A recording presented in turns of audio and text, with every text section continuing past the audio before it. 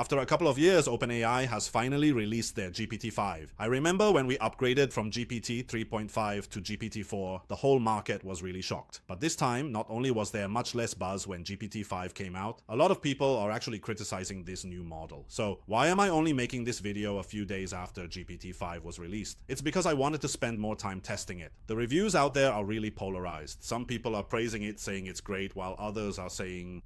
So, what will I cover in this video? I'll explain in simple terms how GPT-5 is different from other models. Then, I'll run 4 tests. First, its math abilities. Second, its programming and coding skills. Third, its creative writing. And fourth, I'll test its capabilities as an AI agent within M8N applications. Finally, I'll share my own thoughts on this model. As everyone knows, one of the flaws of language models is that they can experience hallucinations. Among all the models OpenAI has released so far, GPT-5 has the lowest rate of hallucinations. You'll notice that in previous versions, like O3, the chance of hallucinations was between 12% and 22%. But if you use GPT-5 thinking now, the chance of hallucinations is less than 5%. Now let me explain the GPT-5 model. Previously, the way they named their models was quite confusing, right? But now, they've improved it a bit. Before, the models were divided into reasoning models, the O series, and non-reasoning models.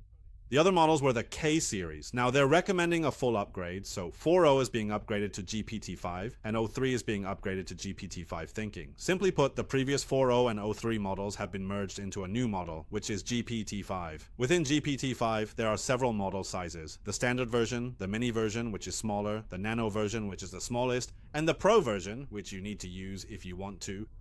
Pay $20 US a month for the paid version of ChatGPT to access this version. If you're a Plus user, how many times can you use it each month? Now, besides the different model sizes, the GPT thinking model also lets you choose how long it spends thinking. For example, right now, if I select GPT-5 on the OpenAI developer platform, you'll see that I can choose its reasoning effort. That is, how long it spends thinking. You'll see there are high, medium, and low options, as well as...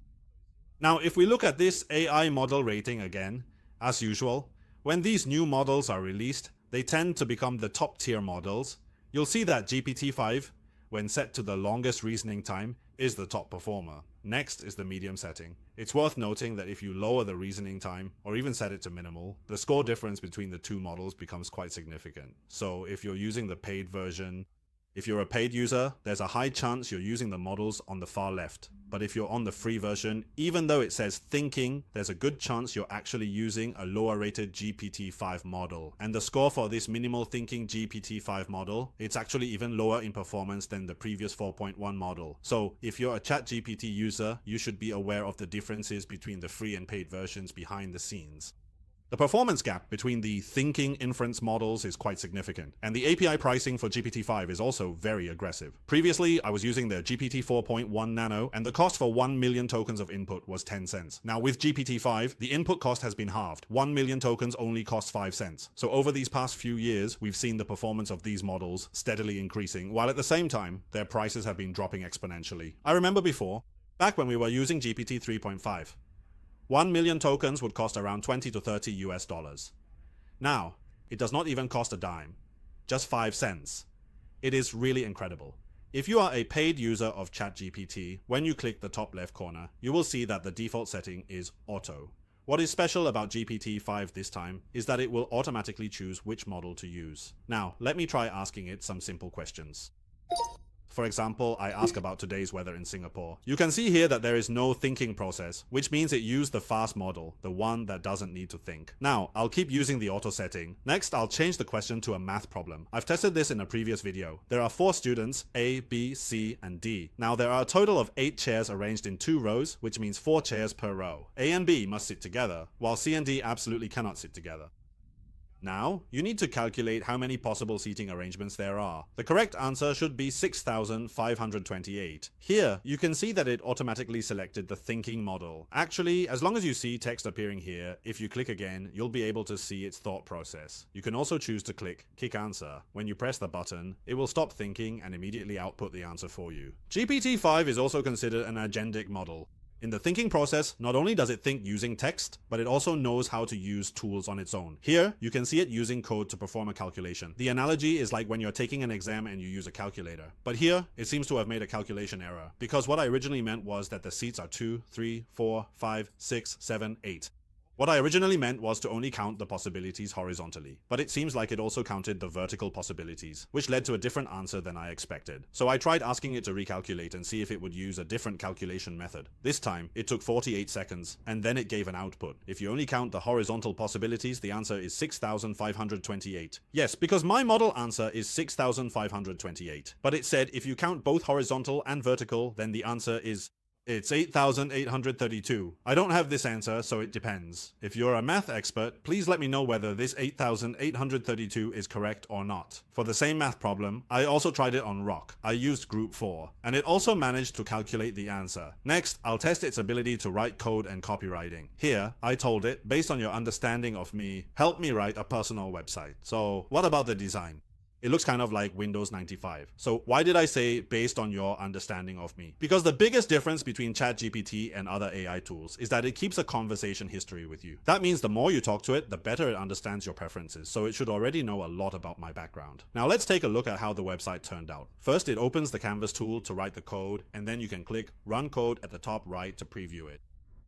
So here's the website. The website is pretty interesting. There's a start button and there are a lot of different tools. It knows about me, like how I use M by N and Sapia, and the projects I've done in the past. I've started companies in both Hong Kong and Singapore, and it also has background info about my speaking engagements. Then my resume includes a little drawing app like MS Paint, and you can actually draw with it. There's also a calculator, and if you do 9 plus 9, it really calculates the answer. So it's kind of like Windows, you know. It always stays at the front, and I can also click on the bar at the side to resize the window. You can open up different tools here. Let's see if the trash can works. Can I throw the calculator into the trash? Turns out you cannot.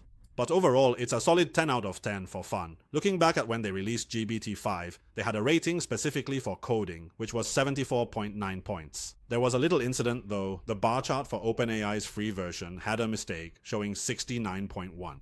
So it was roughly at this point that they later corrected it on the website, but then people discovered there were other issues. Now, if we look at the 74.9 score, it actually gave a higher score to another model, which was Claude Opus 4.1. In fact, anyone in IT or who writes code knows that the best tool for coding out there is Claude. Its score was 74.5. But then someone noticed that when OpenAI did this, when they did the scoring test, they only completed 477 questions. But actually, this test should have consisted of 500 questions. So this score isn't really a fair test, and it's hard to use as a reference. Speaking of coding, in my mind, the best one is still Claude Opus 4.1. However, you should note that their API prices are vastly different. Here, you'll see that Claude charges $15 USD for 1 million input tokens, while GPT-5 only costs $2 for the same amount. So in this regard,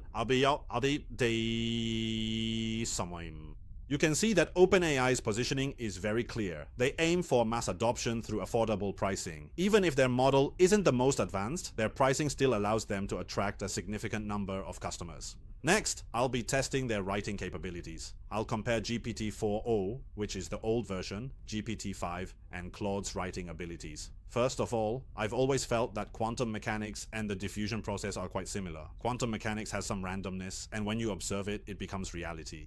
Now, when it comes to the diffusion process, in the context of generating images, it starts with random noise and, through your prompt, gradually turns into the final image. I think these two things are actually very similar, so I asked it to write a philosophical essay describing how quantum mechanics is like the diffusion process. When you observe or prompt it to realize something, some random elements turn into the reality that a person desires. Then, I realized that our reality itself is actually a virtual world.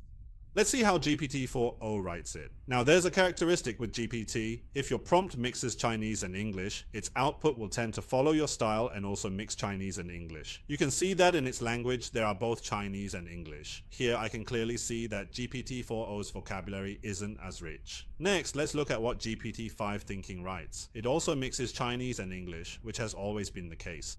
This is a characteristic of OpenAI's models. They really follow the instructions in your prompt. So if you use it for writing or creative work, it might not be a good thing because it sticks too closely to your prompt. But if you use it in an AI agent, that's a good thing because it listens to your instructions very well. Overall, GPT-5 thinking uses richer vocabulary. For example, you'll see a line like, "The weakness made his anger surge again."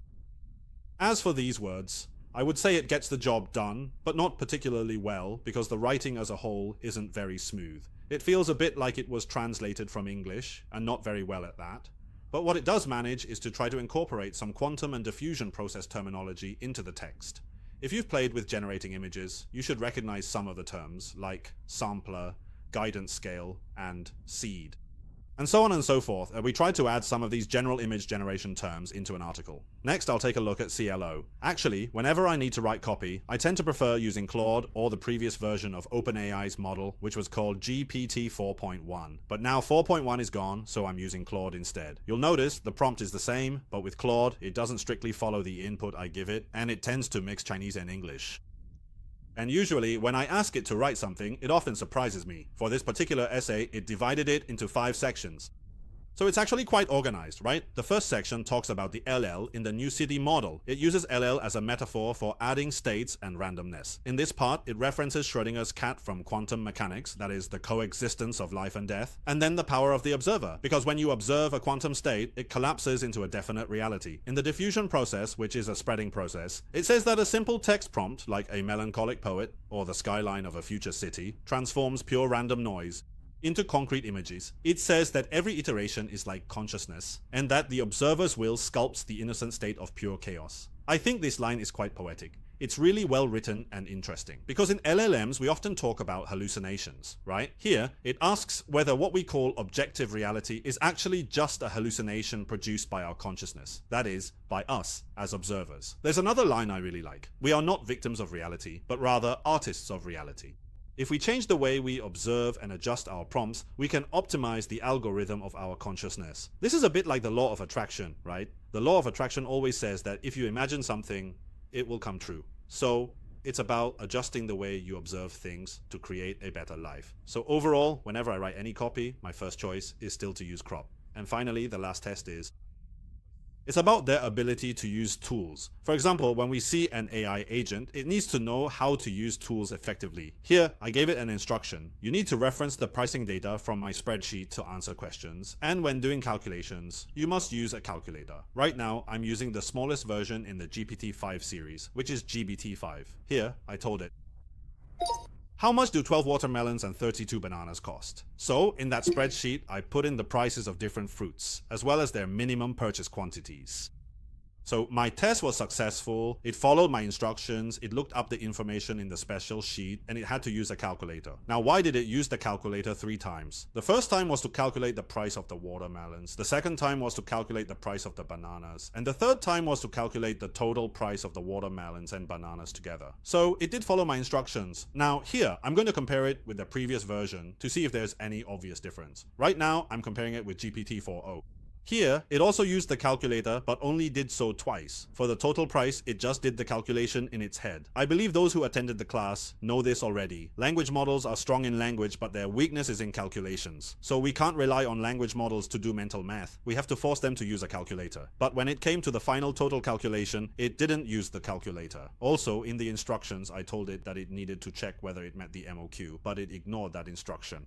It didn't mention the MOQ at all. So you'll see that compared to the previous GPT-4o version, GPT-5 is not only faster, but also much better at using tools. I highly recommend everyone to use it. Lastly, let me share a little anecdote. Actually, OpenAI's intention was to have GPT-5 completely replace the older models, but this sparked a lot of reactions. It turns out that many people actually prefer using GPT-4o, which I find quite surprising, honestly. Both models are just for replying to text, and in our daily work, it's mostly just about fixing grammar.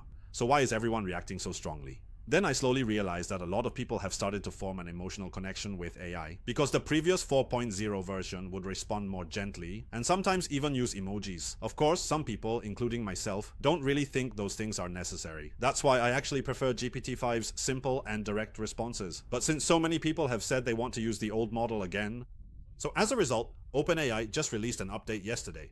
If you are a paid user, you can go to the bottom left corner, click on Settings, and under General, there is an option called Show Additional Models. Once you select that, you can use some of the older models again. For example, in my case, I am actually using the ChatGPT Plus version, and right now I can see the previous version, GPT-4o again. But the one I like to use for writing 4.1 is gone. Also, every month I get a free quota to use their most powerful Pro version to a limited extent. Finally, let me share my thoughts on this model. Overall, it has improved, but of course it's not as good as I expected. If you look at it from a broader perspective, when we went from 3.5 to 4, there were not a lot of intermediate version upgrades in between. You just jumped straight from 3.5 to 4, so it felt like a huge improvement. But if you think about it, after GPT-4 there was 4o, and then in between they also released 4.5.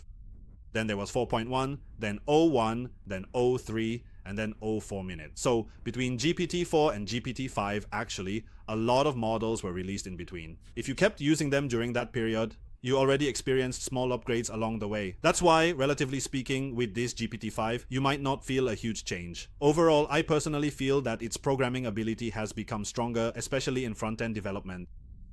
Its interface looks a bit nicer now, as for its performance.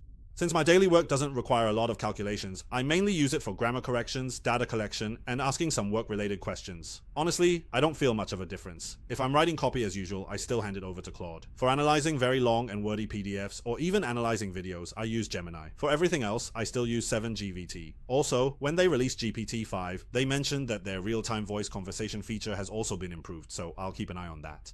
Testing the video again, now a lot of people are really curious. Why do I use Claude for all my other work? It's because, as I mentioned before, Claude has built-in conversation memory, so over time it gets more and more familiar with you, almost like a personal assistant. As time goes on, its responses get closer and closer to what you actually want. In the earlier example, it could even directly help me build an entire website based on its understanding of me. The content on that website wasn't something I specifically gave it, it purely generated it based on our previous conversation history.